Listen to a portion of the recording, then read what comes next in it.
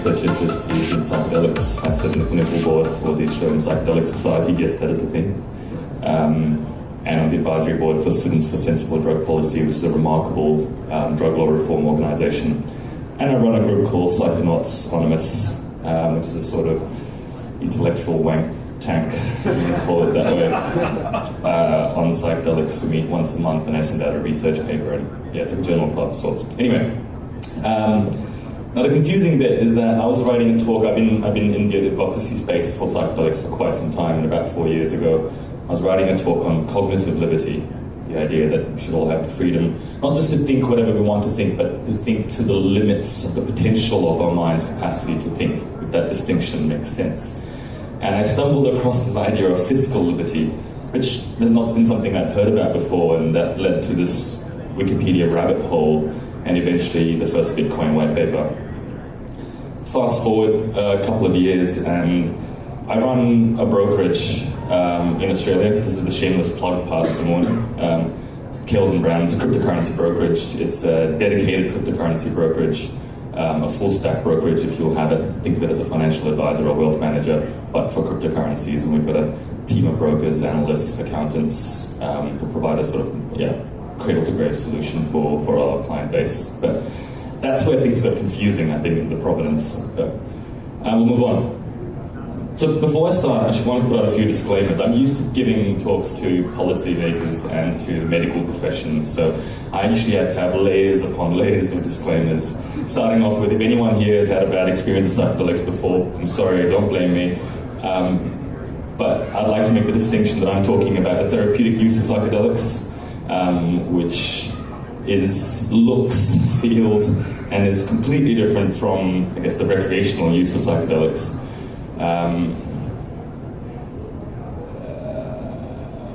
But I should move on from my festival photos.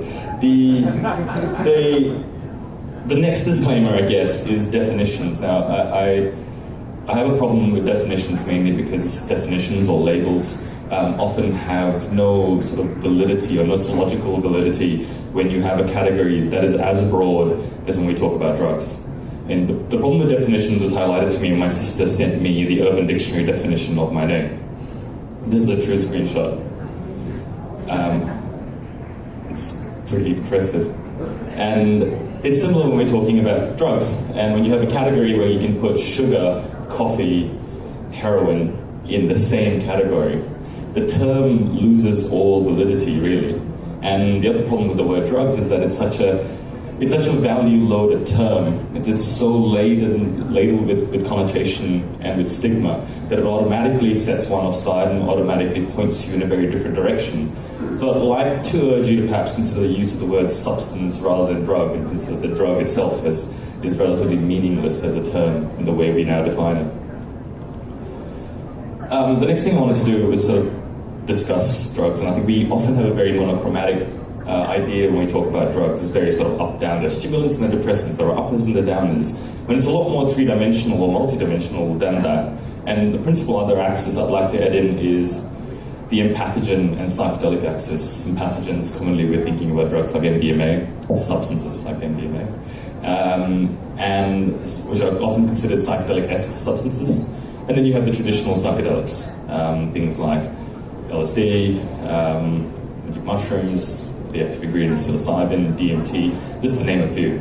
I'm not going to go into them in detail too much, because principally what I want to talk about is the use in psychotherapy. Now, people know the story about the synthesis of LSD on Bicycle Day? It's a good story, huh? Yeah. So, for those who don't, Albert Hoffman was a scientist working for Sandoz Laboratories in Basel, Switzerland. And they synthesized an ergotamine derivative for use as a respiratory stimulant. And funnily enough, it didn't work as a respiratory stimulant. That was in 1938. And then in 1943, he was playing around with it again. And the story goes that on the 16th of April, 1943, he was sort of fiddling around with it, potentially dripped some on his fingers. We're not really too sure about the details, but what we do know is that he got home and things just weren't the same, surprisingly enough.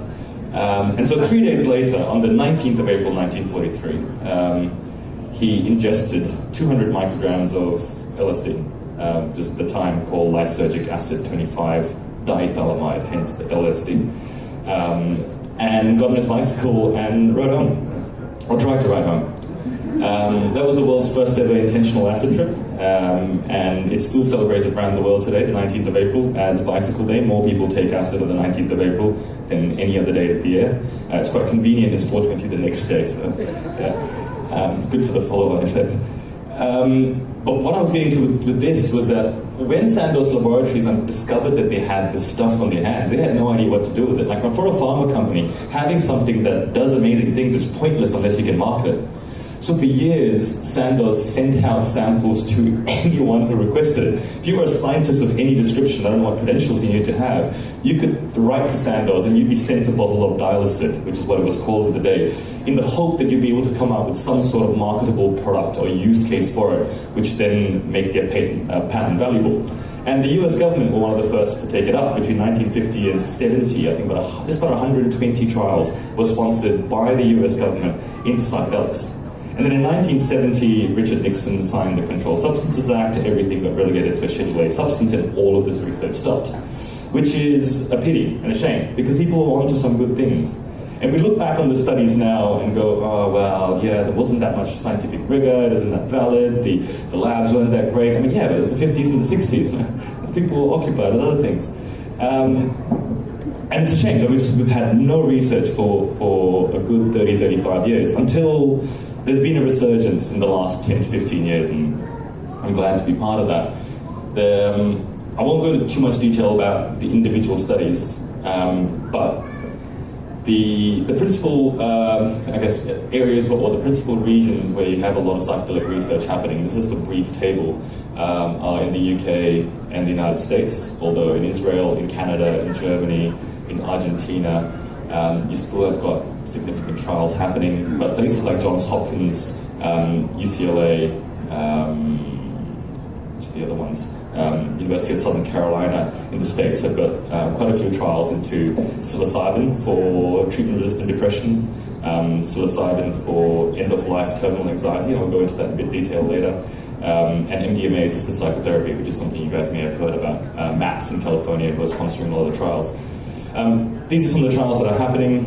You can't read any of it, I probably realize. It looks pretty blurred from my angle, but that's easily found online. The studies that we have going around today, a lot of them are still limited by some of the problems from the 50s and 60s in terms of sample sizes being really small, and the studies still being very sort of premature in the evolution. But the problem, and something which I found out firsthand, so we've just got state approval for the first psychedelic-assisted psychotherapy trial in Australia with psilocybin for end-of-life patients to work with end-of-life terminal anxiety. But it's a hard slog. You know, you need to get a university to accept your ethics application, which most universities don't want to touch this with their 10-foot pole. And then you need to get ethics approval, and then you need to get federal approval, state approval, then you need to get federal approval, then you need to get the TGA or the FDA equivalent to allow you to import it, or to bring it into the country. Then you need to get the medical board's approval, then you need to get the prescribing authority's approval, and it's a long slog, and it costs a lot of money. And that's again why a lot of these studies are still stuck very prematurely. So when I put this slide up, there was going to be something really profound here, but I've forgotten. And my 3 question marks and an upside down question mark don't give me too many memory triggers, so we're going to get past this slide. So I can't remember what I was trying to say there. Principally today I want to talk about the mechanisms behind why psychedelics do what they do. Just offer you a few different angles or hypotheses in which ways to consider this. And the first one I want to talk about is the biochemical hypothesis, the idea that the drug itself causes some sort of internal change by its direct action. I'd like to refute that. That's not the way psychedelics work, at least in terms of in psychotherapy. It's not the drug itself causing some massive paradigm change and psychotherapeutic change. Rather, it's the experience, the psychotherapeutic experience. It's psychedelic-assisted psychotherapy, and the idea of taking someone through this guided journey, having multiple sessions of integration after to integrate the learnings of that present experience into your future life. which caused the change. It's not a direct biochemical effect. I just thought I should clarify that one as not being one of the hypotheses of action. The neuroscience gets interesting. I won't go into it too much because this isn't one of the medical communities I'm talking about, but I'll attempt to explain parts of it. Now, one, which is again like blatantly clear, so we need not even talk about it, is this thing called the entropic brain theory. Carhart Harris and his co in the UK published this massive paper on it, and I'll try and explain it briefly. The idea, if you think about neuroscience and the way the brain works, is that we have these set neuronal connections. We've got this set wirings. And someone asked me the other day about psychedelics, and is it true that they cause new pathways, new neurons to grow? Well, I think that's oversimplifying it into thinking that it actually causes new neural networks to actually grow. Rather, the wiring is all there. It's just different parts of the wiring are completely shut off and not ever used. And it's that reactivation we're talking about. The entropic brain theory states that this is what they call fMRI, functional MRI, which is the difference between a standard MRI, which is static, and a functional MRI is that it looks at what's actually happening in real time when you're under the effect of the substance, for example. And with the functional MRI, what they did find was that particular areas called the default mode network, brain connectivity in those areas was drastically reduced under the effect of psychedelics, which initially goes, well, makes it sound like you're getting dumber on psychedelics. But what that really means is that the set connections, the set modes of thinking, the set neuronal wirings that you always use, those pathways had drastically reduced blood flow, which meant they were being used much less. What that does mean is that you're then forced to form new connections. Think of it broadly as a ski slope or a sled slope. And if you've got, at the end of the day of a ski slope, you've got these particular set trails in the snow. And another sled that goes down is invariably going to find its way down that same trail and end up at the bottom. Think of psychedelics as sort of an avalanche that comes by and just wipes the snow clean. And all of a sudden you've got entropy. You've got multiple different ways that you're going to end up going down the slope. And it's that, which is what the entropic brain theory sort of alludes to. The second bit, and this is particularly, I'm going to talk about MDMA, is reduced blood flow to certain areas of the brain. MDMA is been particularly useful in PTSD, the treatment of PTSD, and I'm going to attempt to explain one explanation why. Now, the problem with PTSD is that when you try to treat PTSD, which involves going back and working through those memories, people get too flooded. There's this big emotional flooding response, and it's virtually impossible to get through that, get past that. Now let's think back to how memories are installed. When you install a memory in your brain, there's probably two broad components of the way that memory is installed. One is the actual semantic memory of the sort of autobiographical account of the event, and the second bit is the emotional memory, which is something most of you would be familiar with. When you think of nausea, you don't often think about what it feels like to have the squeezing, the peristalsis in your gut. You think of this negative emotion. That's what floods you first. It's a very strong flooder. And in the MDMA state, the amygdala, which is the region where often sort of where emotion is often registered, they found drastically reduced blood flow within the limbic system, within the amygdala. What you can really think about then is the capacity to then, when you try to recall a memory, being able to bring forward the autobiographical memory, but with all of that emotional flooding being greatly dampened down, which is invaluable when you're trying to work through an experience which you otherwise would not be able to.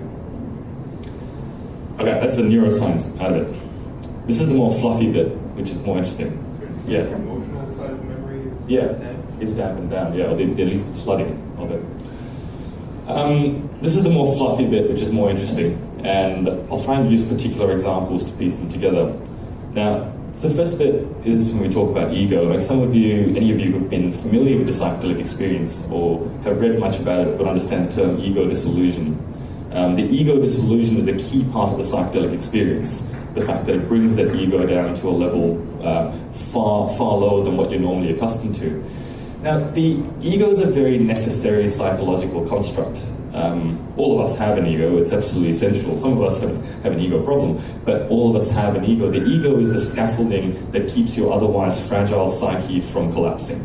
Right? We've all got this soft, squishy inner core, and the ego is that around it, the sort of armadillo shell that keeps it up. When you have too much of that, then you end up on the spectrum of narcissism, and with too little of it, you end up in the spectrum of anxiety.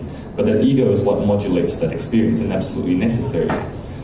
Now, the trial that we've just gotten approval for is into psilocybin for end-of-life terminal anxiety. These are people who are dying, and there's a lot of anxiety associated with dying. And if you really think about where a lot of the anxiety associated with dying comes from, it's often a result of that narcissistic injury. We hold on to this idea of our sense of self very strongly. And the idea of dying, of a loss of that sense of self, is a massive narcissistic injury or potential narcissistic injury. And that causes an enormous amount of anxiety.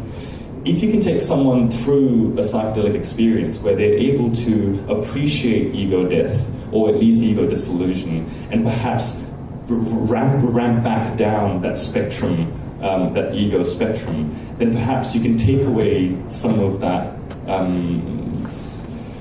I guess, the place for which we hold on to this sense of self and allow one to accept this idea of the loss of at least the illusory sense of self that we have in that path towards the process of dying. That's one. I'm going to speed up, so it's been taking too long. The other thing I want to talk about was this idea of subjectivity. The psychedelic experience being so drastically, phenomenologically different from our usual perceptions of reality leads one to question the objectivity of your own reality when you're faced with a different reality from your own, but yet you're still experiencing it. And when you're forced to question the subjectivity of your own reality, perhaps you approximate closer to questioning the subjectivity of reality itself and the validity of the idea of objectivity at all. And if you can question the validity of an objective reality, then perhaps you can come closer towards understanding or acknowledging that someone else's subjective reality may be very, very different from your own subjective reality, and that perhaps a lot of the trouble we have in the world today is this false sense of an objective reality, a false sense of an objective truth, and a false sense of an objective yes, no, normal, abnormal, right and wrong. And to perhaps have a greater approximation towards the foolishness of that concept can go a long way, I guess, to being able to cope with or understand the elements of the world, and perhaps get you towards a greater stage of acceptance, compassion, and empathy. And that, for me, is another one of the ways where psychedelics can be incredibly useful from a therapeutic scenario.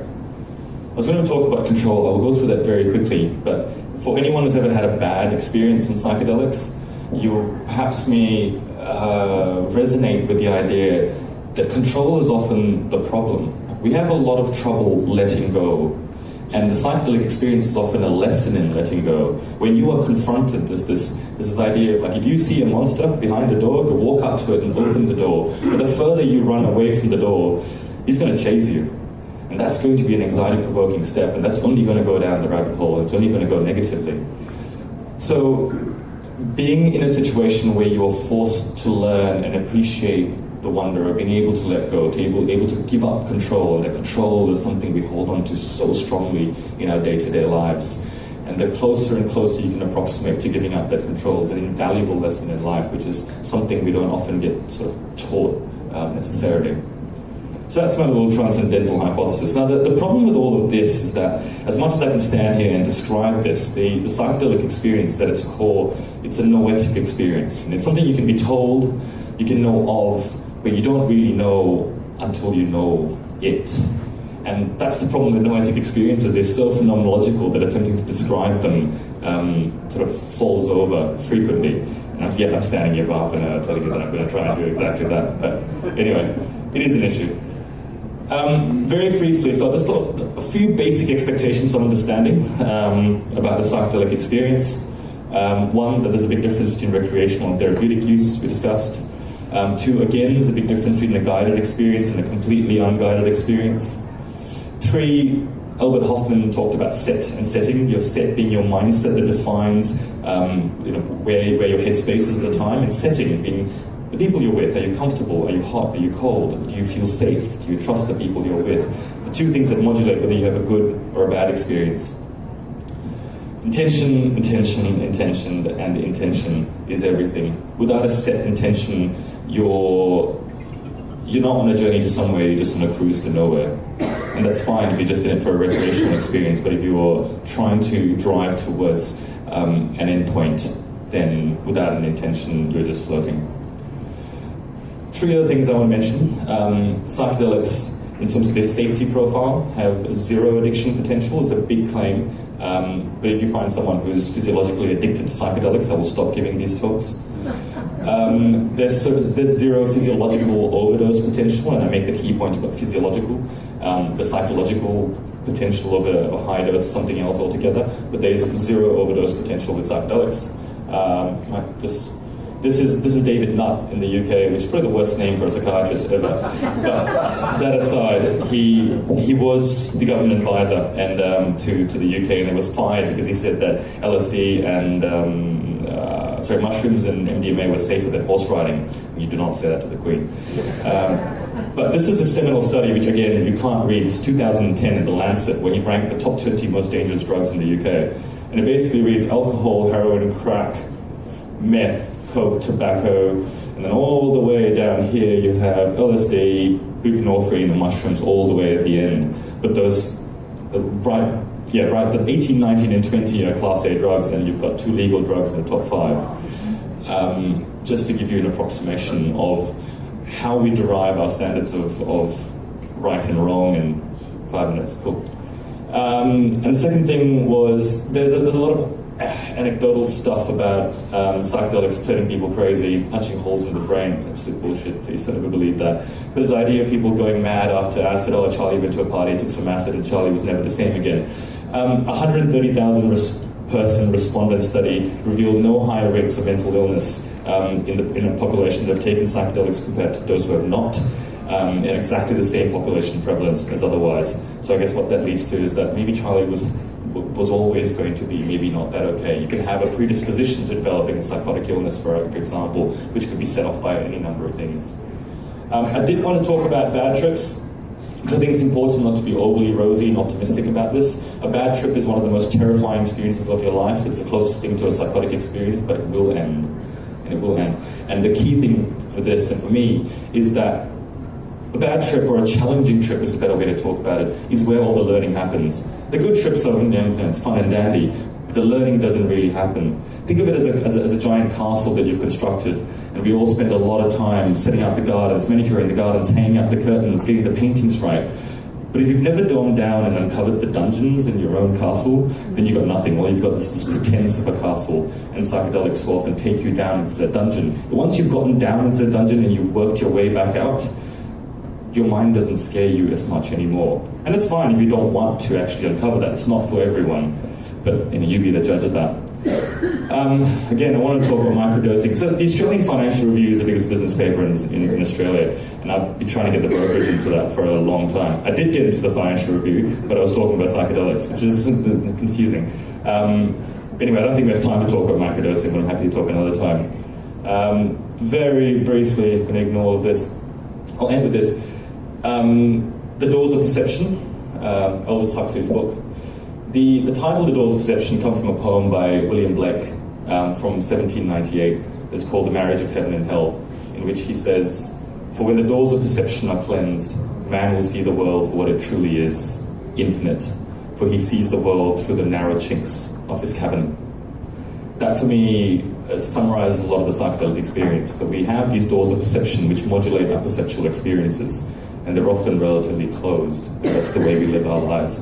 And anything that allows us to crack open those doors of perception are a good thing and a valuable thing. And just because someone tells you that something is illegal, the line between illegality, right, truth, normal are completely blurred and often have very little correlation to each other. I'd like to see psychedelic research off the ground, but I worry, and I think I worry with validity, that psychedelics will never be legal, because psychedelics will always be the most dangerous drug in the world. They may not have addiction potential, they may not have overdose potential, but danger is defined not by physiology, science, or empiricism. Danger is defined by the top-down that decides the definitions of what danger is. And anything that makes you question, think, and disrupt current systems, as a result, almost by definition, will always be dangerous to the top-down. So I don't know, it's a pessimistic sort of note that I'm ending on. I don't know if we'll ever get it illegal. But I think getting it through therapy is the Trojan horse. It's that gentle process, in the same way that Ripple might be the Trojan horse to getting Bitcoin accepted by the mainstream, if that makes any sense, the analogy. The therapeutic window may be the Trojan horse to getting this more involved with the mainstream, and hopefully to a better future. Yeah. Thank you.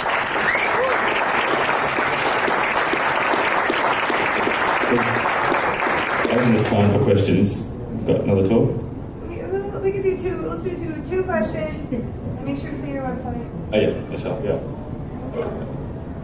Yes, sorry, yeah. I saw recently that Jamaica actually has shrooms that are completely legal. Are there any other interesting places that have interesting laws in terms of like legality? I mean, you've got Portugal, which is the poster child for drug decriminalization, but you've also got different pockets everywhere you go. So before I came here, I spent 3 days in San Jose del Pacifico, which is about 3 hours outside of Oaxaca, and it's mushroom country. And there are plenty of shamans there where the mushrooms are quite readily available. It's a very much a sort of close one eye type phenomenon. Sorry? Where was that? San Jose del Pacifico, so 3 hours outside of Oaxaca. All right, one more. Yeah, man. You talked about intention setting, guidance, dosing. Do you or apps or any other organization or website have certain guidelines or recommendations for, let's say, level 1 or first experience and so on? Different types? Sure. To have a little bit of guidance to Sure. do whatever. MAPS has protocols, but from a therapeutic angle. To be very honest, one of your best resources for any drug information is Erowid. Erowid, EROWID.org. Erowid's basically a Reddit for drugs, and it's an online repository. It's crowdsourced, and unfortunately, when it comes to drugs, the crowdsourced information is much better than anything the scientists are going to tell you, and it's an incredible resource for it. Okay, I'm happy to answer questions all afternoon. We have to go. You can meet in the lobby if you want to talk. Yeah, or in the pool, actually, all afternoon. Which pool? Main pool, please. Yeah.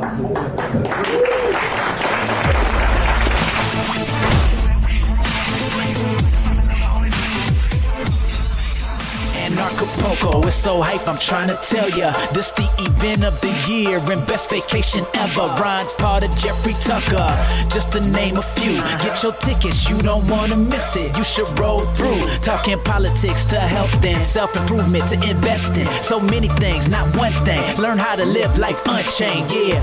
4 days vibing on the beach, time to connect. All about growth, way more than a conference. This is Anarchapulco, yeah.